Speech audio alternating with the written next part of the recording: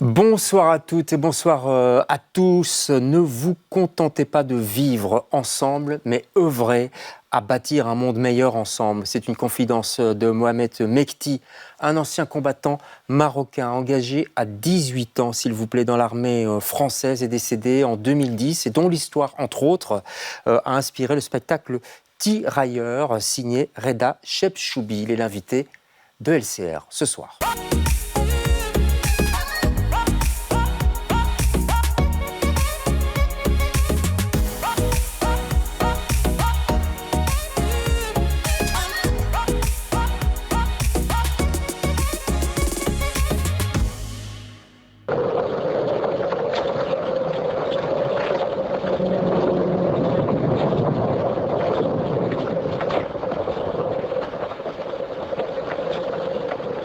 أنا الدولي من المدرسة الدولي أنا جيت ريزيرف من ديزيتا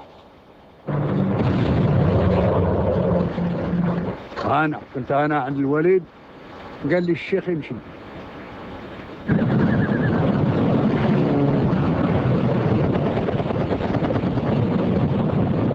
الأموال البشر ماتت وبقى اللحم ديالها مشطط على الشطب.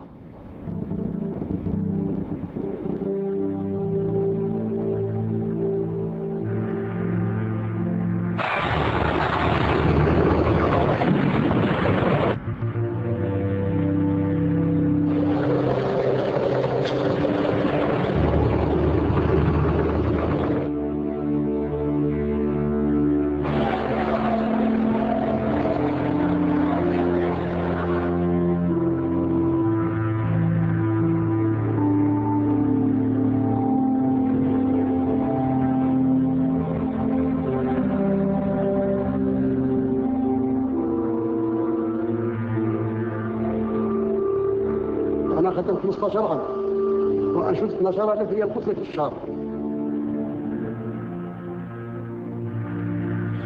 وأبكي على وليداتنا خدينا والمرأة سايحة. ذكروا كان عندنا الحق في هذاك 2 متر على 4 متر دار شامري سيتو بحال بريزوني. يخص الناس اللي داروا الحرب في التاريخ يكون عندهم حقوق عالمية.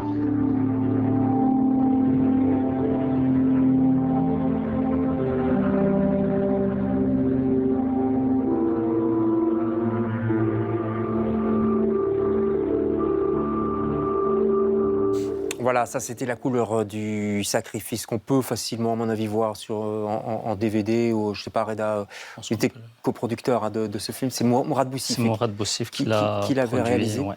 Et vous jouiez dedans. Et on vient de voir Mohamed. Mohamed Mekti est dedans. Ouais. Donc c'est un documentaire et en parallèle, il avait fait le film Les Hommes d'Argile, Ouais. dans lequel j'avais joué à l'époque. Exactement. Mohamed, que vous avez rencontré, vous me l'avez dit avant l'émission, lors du spectacle Jean Blou, qui parlait déjà des tirailleurs avec Sam Touzani et Ben Amidou, si je me souviens bien. Oui, je les avais. C'est la première fois que j'ai vu des tirailleurs en vrai. C'était à la fin du spectacle. Mourad les avait ramenés. Et à l'époque, j'étais tout jeune. Ouais. Et je vois des vieux monsieur comme ça qui montent et qui disent, qui racontent leur histoire. Ils disaient, oui, nous on s'est battus contre les Allemands. Comment ça, c'est pas ce que j'ai appris à l'école et c'est pas ce que j'ai vu dans les médias, dans les films et tout. Et ils disaient, si. Ils disaient, nous on s'est battus pour que vous n'ayez pas à vous battre. Ils disaient, tu sais, nous on aime la France comme des enfants aiment leur mère, même si elle nous a toujours traités comme des orphelins. Et si c'était à refaire, on se rebattrait encore pour elle. Ils disaient, l'heure n'est pas à la rancune, elle est à la réconciliation. C'est fort ça quand même, hein. Surtout aujourd'hui, je trouve. Hein. Qu'est-ce qui vous attire tant dans ce sujet des tirailleurs? Alors les gens qui nous regardent se disent, je l'ai déjà vu quelque part, Reda. Mais oui, vous l'avez vu dans Djihad. Je dis ça parce que tout le monde, je crois, a vu ce spectacle. C'était un succès incroyable. Ismaël Saldi, Shark, etc. Et enfin, vous trois, hein, sur scène. Mais les tirailleurs, c'est quelque chose qui vous tient à cœur. Pourquoi à ce point-là, Reda?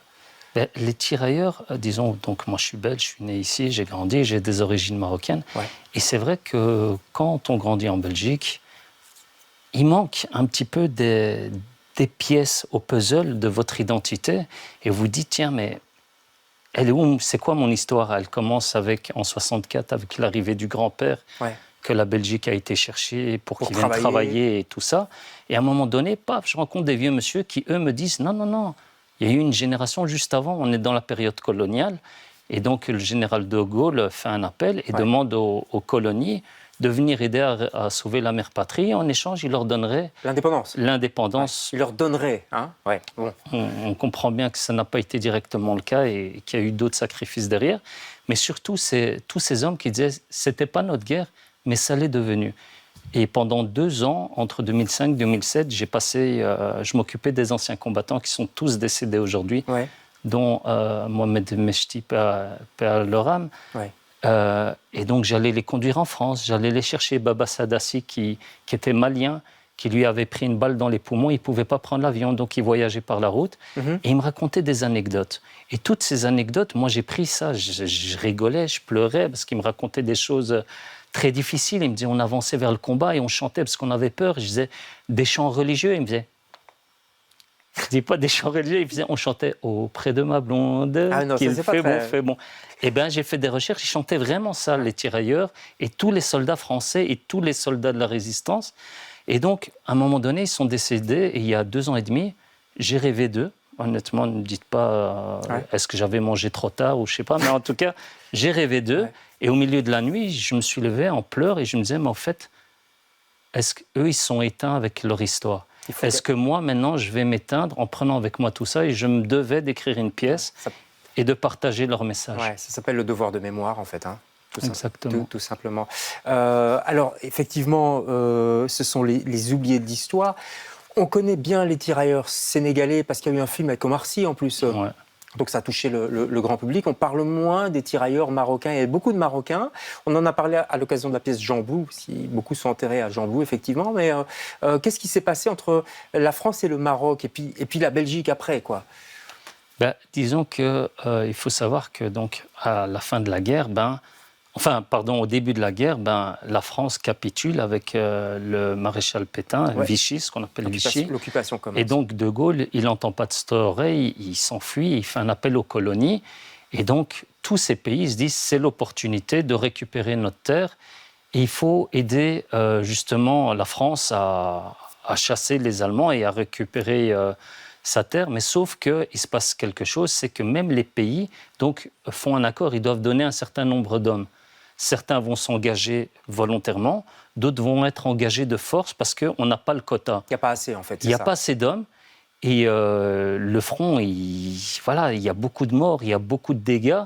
Et les Allemands sont très, très forts. Ouais. En plus, ils étaient envoyés devant les autres soldats. On en parle dans le spectacle, justement, de ce fait, pourquoi les Français sont derrière et pourquoi les Africains sont sacrifiés en première ligne.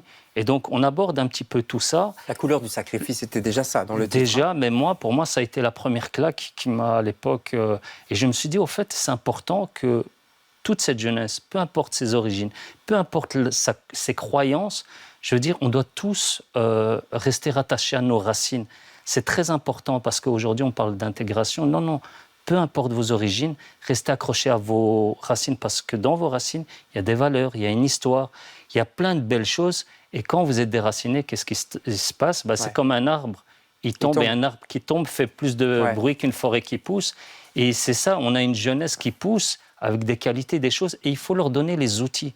Leur dire qu'en fait, si vous êtes né en Belgique, vous êtes belge, et vous êtes légitime. Il y a des gens qui ont versé leur sang, qui sont battus bien avant, et il y en a qui sont venus travailler pour que vous n'ayez pas à subir tout ça. Vous avez écrit un livre d'ailleurs à ce sujet, Mes ancêtres les Gaulois, avec ma tête. Gaulois, oui. C'est vrai qu'on peut se poser des questions. C'est un titre un peu provocateur. Ça fait allusion à une chanson d'Henri Salvador, mais ça n'a rien à voir, c'est pas drôle du tout. Mais c'est important de dire Mes ancêtres les Gaulois. Pourquoi c'est si important ? C'est un choix identitaire, au fait. C'est une position, parce que le titre complet, c'est Mes ancêtres les Gaulois, où quand tu comprends que ton identité, c'est comme un millefeuille. Et donc, au fait, nous sommes tous des millefeuilles avec différentes couches. Par exemple, moi, je suis belge, c'est une couche, mais je suis aussi marocain. Ouais. Ça fait partie de ma couche. Je crois en ceci, j'aime cela, j'aime ceci, je suis bon là-dedans. Et chacun, on est tous des millefeuilles différents. Et au plus on a de couches, au plus nous sommes riches. Malheureusement, aujourd'hui, on nous fait croire que c'est un handicap. Ouais. Mais à partir du moment où on prend conscience de cette richesse, on a toutes les cartes en main. Vous ne parlez pas trop de la religion. C'est quelque chose de l'ordre de l'intime, il faut mettre ça de côté. Ben, ce n'est pas le sujet. Non. Je pense que ce qui nous rassemble, moi je travaille sur ce qui nous rassemble plutôt que ce qui nous divise. Ça veut dire que la religion a tendance à nous diviser plutôt?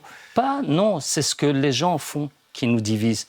Parce que la religion, je veux dire, c'est quelque chose de personnel. Ouais. On peut, vous et moi, lire un bouquin et on va lire les mêmes mots, pourtant on va les percevoir différemment. Ouais, Parce vrai. qu'on a une sensibilité différente.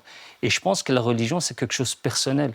Qu'une personne soit athée ou pas, on n'a pas besoin de la religion pour comprendre que ceci est bien et ceci est mal. Et qu'il faut se comporter bien envers les autres et agir envers les autres comme on aimerait qu'ils agissent envers nous.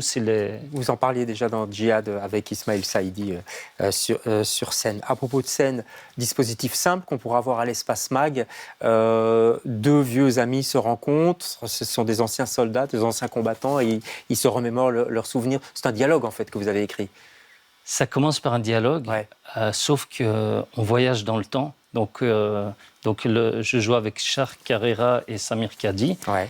Et on se retrouve donc deux vieux monsieur qui s'assoient, qui sont occupés à gérer leurs histoires de papier pour leur pension, parce qu'ils n'arrivent pas à avoir les droits auxquels ils devraient accéder.